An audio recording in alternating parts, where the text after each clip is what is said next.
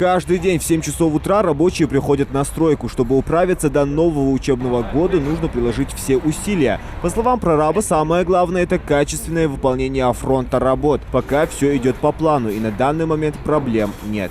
Каменщики завершают 3-й этаж. Кладку в 3-м корпусе завершена работа. Наружные сети прокладываются, канализация, водопровод. Теплосети планируется через 2-3 дня начать. Так, электрики внутреннюю разводку начали. Ну так, благоустройством занимаемся, пока погода позволяет.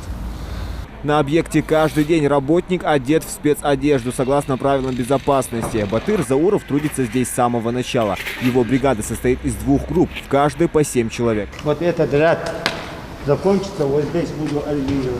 Каждый 6 рядов закладываем железно.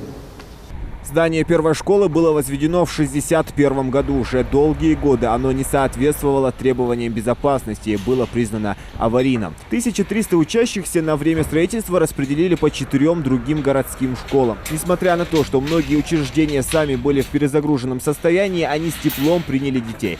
Трудные условия не повод для плохой успеваемости. Ученики первой школы успешно закончили учебный год, сдали ЕГЭ и ОГЭ, а среди выпускников 2 отличились, став золотыми медалистами. Сейчас дополнительные занятия проводятся в режиме онлайн. Все интересующиеся вопросы и непонятный материал задается через телефонный звонок, либо через социальные сети. Современно, но не совсем удобно. Однако актуальная проблема остается и расположение всех 4 школ, в которых дети пока проходят обучение. Удаленность от дома создает определенные проблемы для учеников, да и родителям приходится волноваться за свое чадо. Трудности с подвозом детей, потому что дети, которые живут в районе доступности к первой школе, вынуждены ездить на автобусах.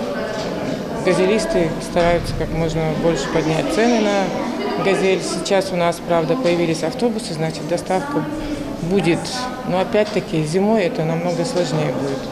Окончание строительства запланировано на июль 2020 года. Рабочие намерены трудиться в ускоренном темпе для того, чтобы распахнуть двери новой школы. Зелимхан Калоев, Хава Гагиева, Асхаб Белакиев. Новости 24.